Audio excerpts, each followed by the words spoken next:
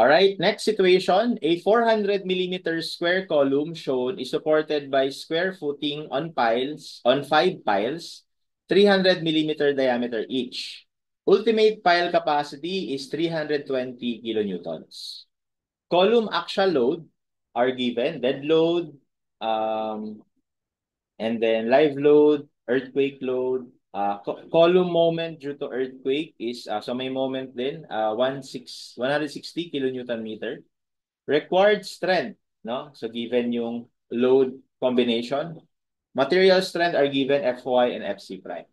For the first question, calculate the ultimate wide beam shear stress at the critical section on the pile cap. Okay, so una, kailangan muna natin makuha yung mga ultimate loads kasi pinag-uusapan natin ito shear eh. No? So ano yan? Strength requirement yan, yung shear.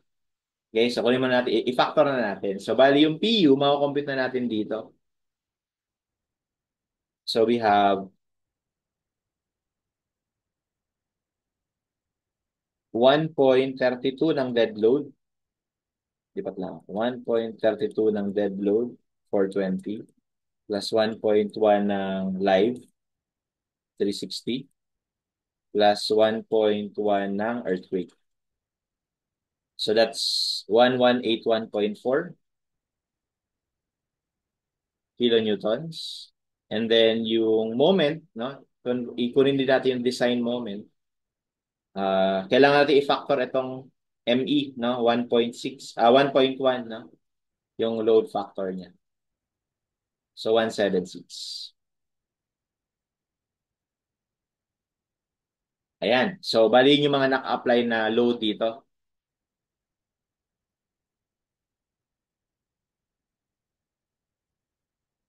Okay?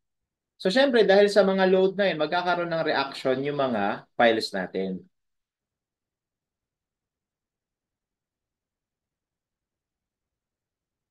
Okay?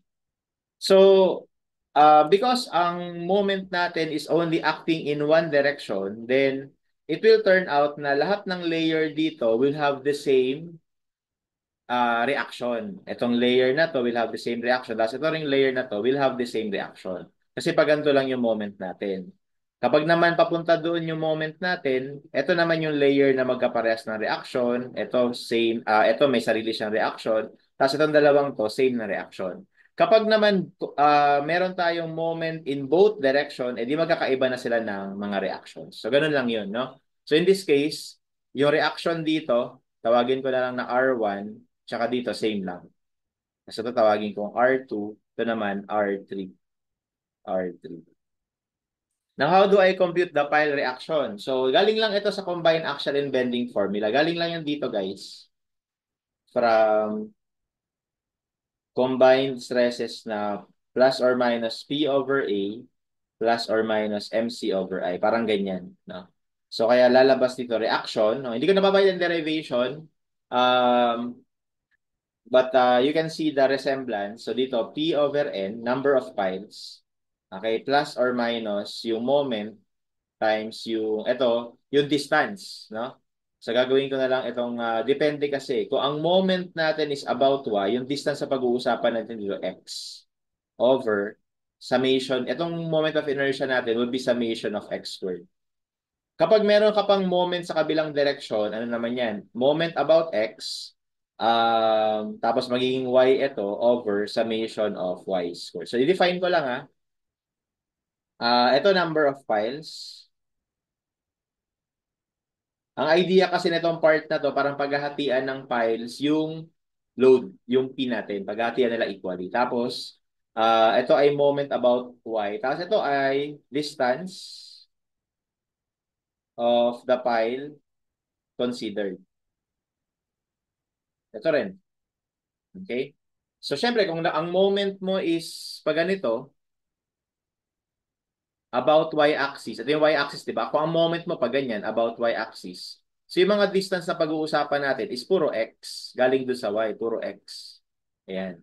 Pero kapag ang moment mo is about the x-axis, ang pag-uusapan mo naman na distance is puro y. Ito, vertical. Okay? So, para lang ano, yung sa beams, di ba? Tapos, eto mga to will be summation lang ng mga distances ng lahat ng piles. Kumbaga, ito na yung sa group ng piles. Okay, so let's define. So, ano ba tanong? Kailangan ko yung wide beam shear stress. So, kunin muna natin yung mga reaction lahat. So, yung R1 ay P1181.4. So, gawin ko na lang positive yung compression, ha? Tapos negative yung tension. Okay, para kasi kapag mga foundation, kailangan natin compression eh, no? Kaya i-set ko na positive yung compression. Divided by number of piles, so lima sila. Compression yan lahat dahil sa P kasi yung P natin, ayun, pababa naman yung P natin eh. So compressive yung ia-adapt niya, no? Tapos, yung moment. Yung moment, kapag R1 ang pinag-uusapan, pag ganito kasi yung direction ng moment, i-drawing ko pag ganito kasi yung direction ng moment, with respect sa axis na to, ayan, no? With respect sa axis na yan, ang moment natin pag ganito eh. Okay, so dahil yung pinag-uusapan natin na piles, itong mga to, so as you can see, nasa tail tayo ng moment, so ano siya, parang iaangat yung mga pile na yan. So, tension yung magiging resistance nila. So, minus M, yung M natin is 176. Tapos itong distance na to. Okay, well, as you can see from the figure, dahil 2 meters itong kabuuan nito, tapos nasa gitna naman, so tig 1 meter ito. Okay, so therefore 1 meter lang ito, times 1. Over, summation ng lahat ng x squared, ng lahat ng pile. Itong pile na to, parehas 1 yung x nila. Tapos itong dalawang pile na to, parehas 1 din. O di, 1 squared lang yan. 1 squared times 4. Kasi apat sila. And that's it.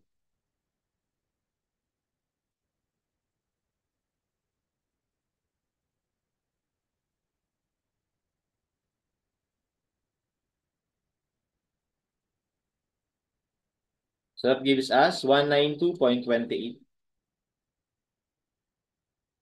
kilonewton meter. Sorry, kilonewton lang. Okay. So yun yung reaction sa kaliwa. Tapos kunin natin yung R2.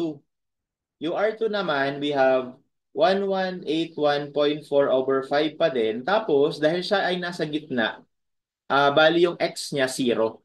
Kaya mangyari, kapag sinulat ko to, plus or minus man yan, times 0 yung x, so wala rin, no? So, parang wala lang ito. So, therefore, parang ano lang siya, 1181.4 over 5. So, buburahin ko lang to. So, that gives us 236.28. Okay, and then yung mga R3, 1181.4. If you can see the pattern, ang mag-iiba lang, magpa-plus lang to. Kasi nasa compression side na yung mga yun.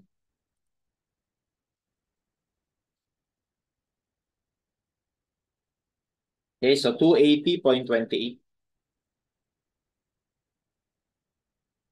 Ayan. So, ibig sabihin, itong mga R3 may pinakamalaking reaction.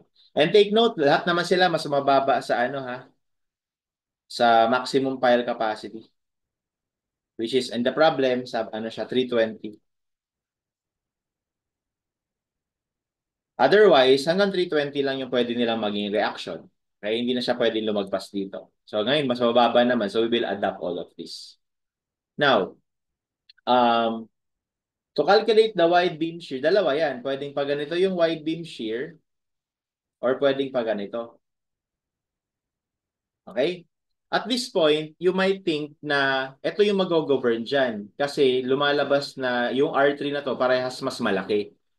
Okay? Kaya lang, we also need to consider na, oo nga, malaki yung reaction nito. Pero di ba pa nagko-compute ka ng stress, nakadepende rin siya sa area, yung DT, yung, di ba ang area, di ba ang shear stress natin, ganto, ganyan. Okay, so nakadepende rin siya dito. Ano ba tong B? Again, yung length ng crack. Kapag dito tayo nakatingin sa dalawang to na mas malaki yung ibibigay na VU, pansinin nyo na yung length of crack niya mas mahaba. Ayan o, 2.5. 2 point, sorry, anuhin ko lang to i-total ko lang to. So that is actually 4 meters. Okay? Ngayon, kapag dito naman tayo tumingin sa crack, sa kabilang side, Mas mababa yung combination ng values nito, yung R1 at R3. Kaso, yung length din ng crack, mas mababa din. Ano lang, 0.75, 0.75, that's 1.5. Tapos, plus 2. So, ilan yun? That is just 3.5.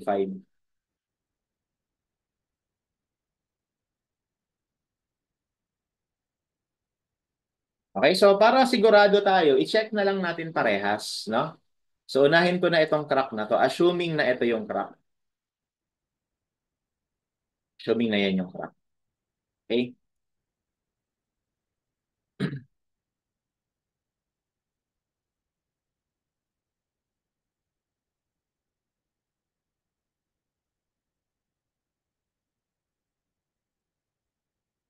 So, meron tayong dalawang file.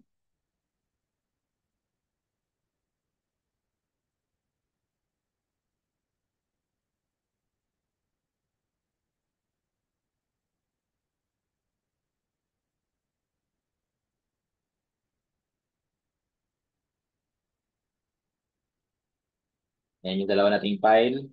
Ang reaction nila parehas R3. Lagay ko na R3 para hindi humaba. Tapos ang shear force natin na kukontra na to. Yan. Okay, so yan yung shear force, VU. Which is dito, halata naman na yung VU natin is just dalawang R3. So therefore, yung shear stress natin sa case na to, ultimate, ay 2R3. Gawin lang natin Newton yan over BD. So yung B natin, ito guys. Ito. Which is as mentioned earlier, yan yung 4 meters. Tapos ito yung effective depth. Di ba effective depth? Ano ba effective depth nito?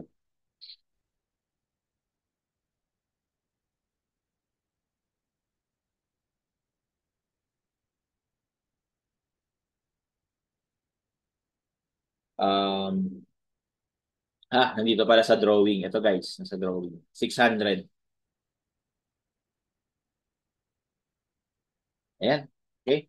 So therefore, ang area natin is 4,000 times 600. Again, ultimate ito kaya walang reduction factor dito. So we have 2 times 280.28,000 over 4,000 times 600. So that's gonna give us 0.234 megapascals. Okay? I-check naman natin yung kabila. Ito. So dalawa rin tong sa kabila Pwedeng itong nasa ibabaw ng column or pwedeng ito nasa ilalim. Okay, at parehas lang 'yon, no? Parehas lang kasi R1 and R3 rin yung kokontra dito eh. Tas sa taas ganun din R1 and R3. Okay, so dito na sa taas. Ayan.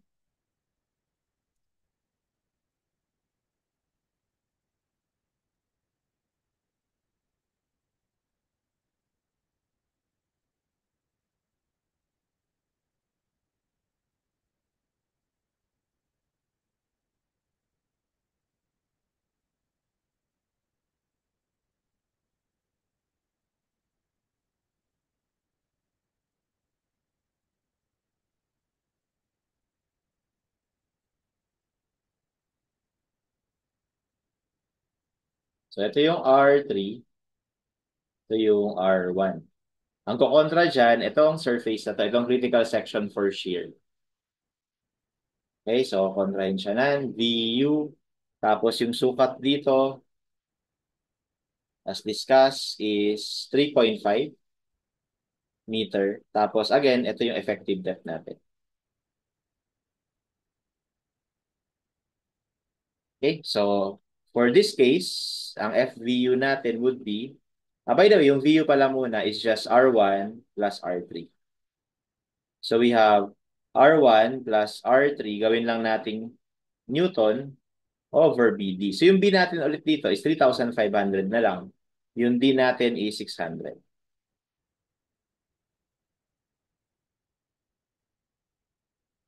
So we have, ano yung R1? 192 plus 280 0.28,000 over BD.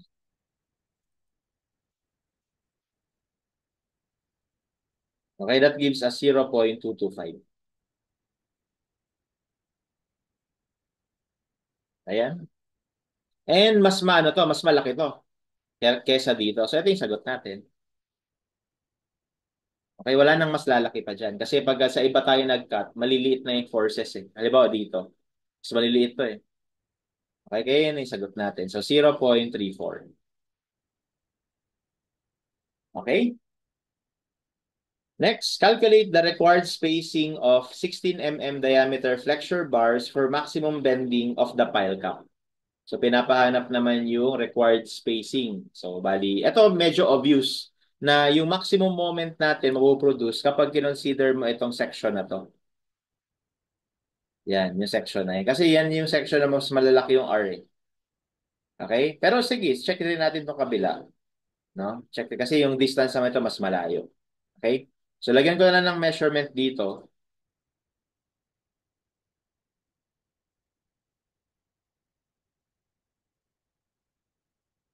Okay, so refer to my calculator na lang ha. Yung distance na yan would be ito lang pakita ko lang ha. Etong buong to kasi 2.5. Etong sukat nung column is 400. So bali ang gagawin ko, yung 2.5 babawasan ko nung column. So ito na lang yung matitira, ito tsaka to. So para makuha ko yung isang side, divide lang natin ng 2. So therefore, that's gonna give us 2.5 minus 0.4 over 2. Yan. So this gives us 1.05 na distance. Okay? Sa kabila naman, dito naman sa kabila, papunta dito. Yan. Okay? So, yan naman ay kagaya lang ng kanina, bali 2 meters ito, babawas natin to, so magiging, tas sabay divided by 2 para makuha natin to. So, gagawin ko lang tong 2. So, this gives us 0.8. So, mas maliit yung moment arm dito sa kabila. Okay? So, ngayon, dalawa yung moment na check natin. Tingnan natin kung ano mas malaki, no? Kapag dito po tayo nag-moment, itong dalawa, bali dito tayo nag-moment, no? So siguro i-drawing ko na sa kabila.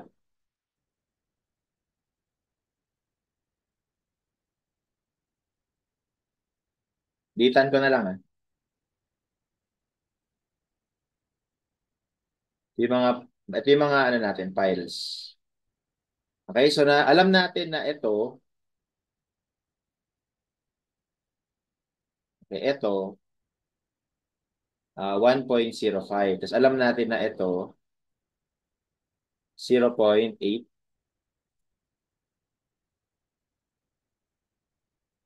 Okay, so parang ganito siya. Pag tumingin tayo dito sa view na to,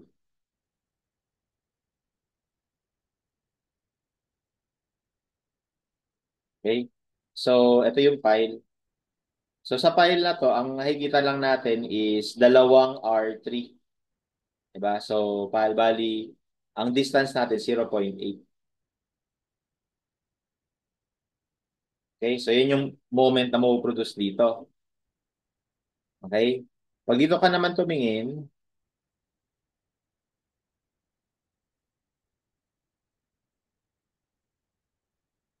ayan. So, tapos kinonsider mo itong dalawang file na to.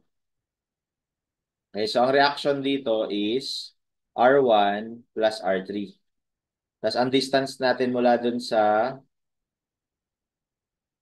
critical section for moment is 1.05. So, tingnan lang natin kung ano mas malaking moment. Ito ba or ito? Okay? So, kumpitin natin parehas. Tama tayo sa baba. 0.8 times 2 times R3, 280.28.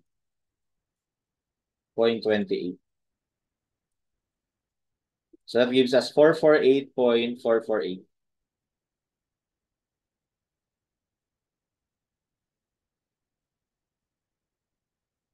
Okay, ito.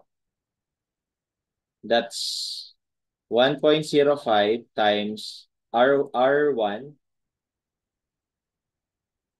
192.28 plus 280.28. So that gives me 496.188.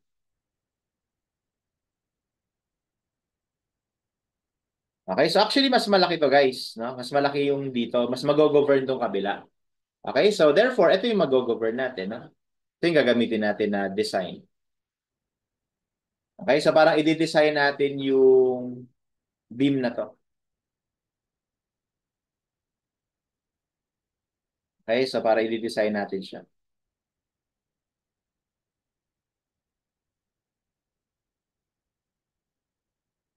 Tapos ano to, fixed support. Parang yan yung beam mo, no?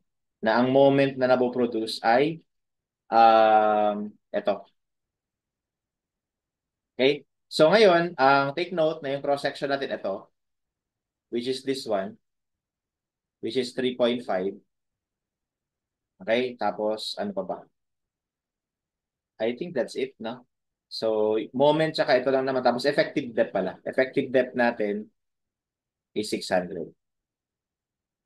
Okay? So, let's design. Kasi nahanap yung spacing eh. Diba? Required spacing. So, i-design lang natin. Bali, ganun ulit. MU is equal to phi MN. Okay, so yung MU natin is 496.188 million. Phi is 0.9, 0.85 FC prime.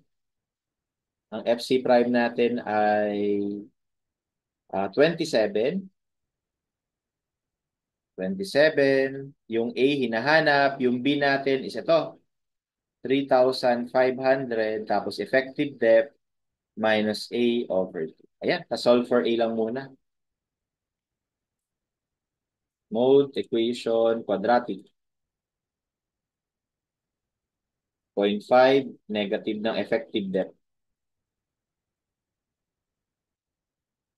And then, 496.188 million over 0.9 times 0.85 times 27 times 3,500.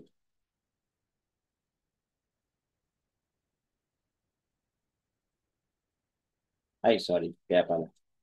0.9. 0.9, 0.85, 27, 35. Ayan. Okay, so hindi ito yung A kasi masyado malaki. Yung A natin, ito, 11.55. Which is parang ang liit, no? Okay, so delikado na naman to sa minimum, no? Anyway, computein lang muna natin. So, C equals T na tayo. So, 0.85 FC prime AB is equal to ASFY. Solve natin yung AS.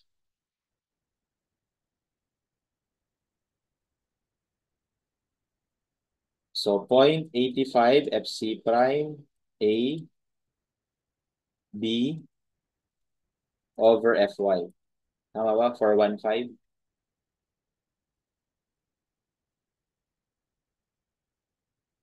So, 2235.55.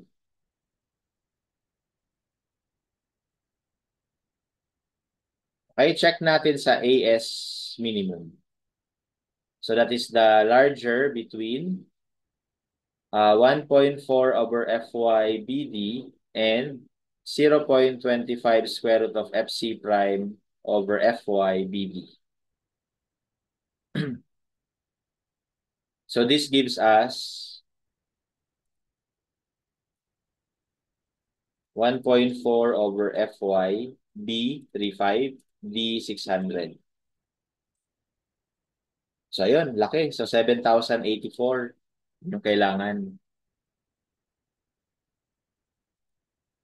So, mas mababa sa minimum to. So, hindi na natin to gagamitin, So, anyway, okay. Anyway, check muna natin to isa. Baka ito yung mag-govern.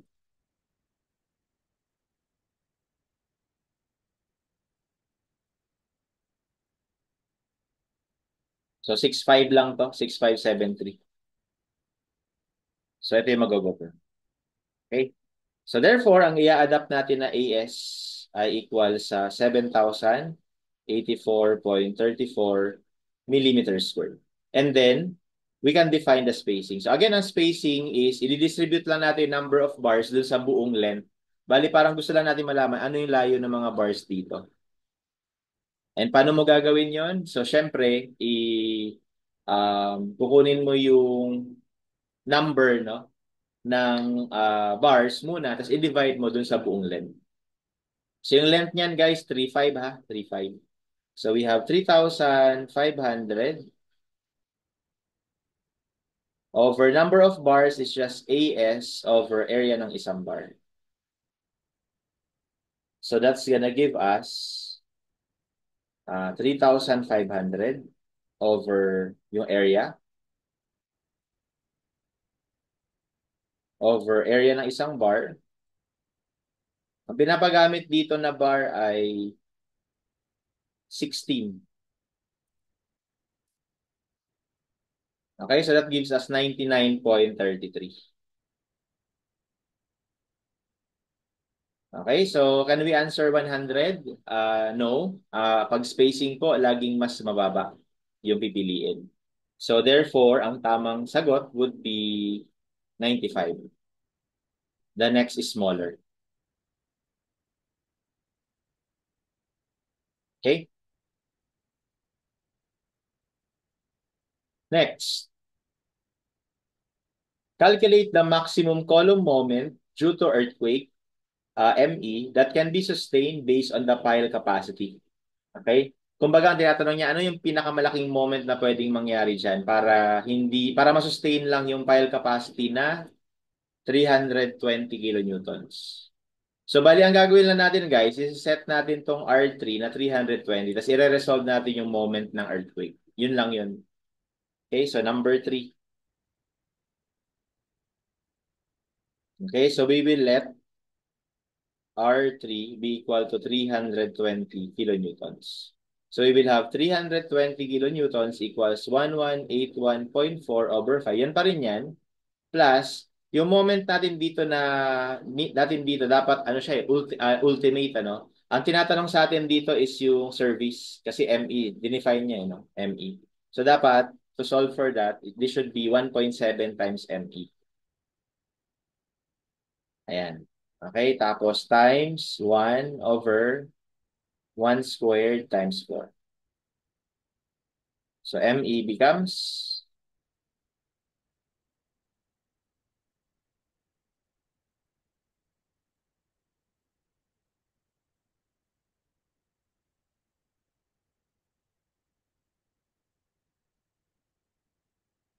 okay, so 196.99.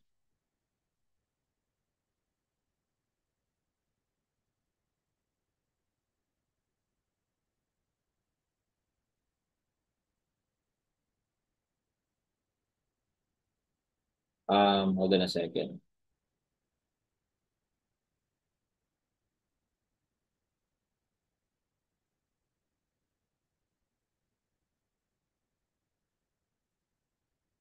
One 1181.4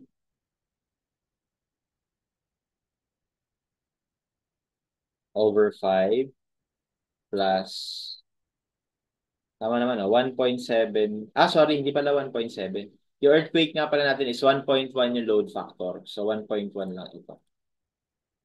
Ayan. Okay, so 304, no, 304.4. So medyo na mix up ko yung ibang problem no. So 1.1 pala to.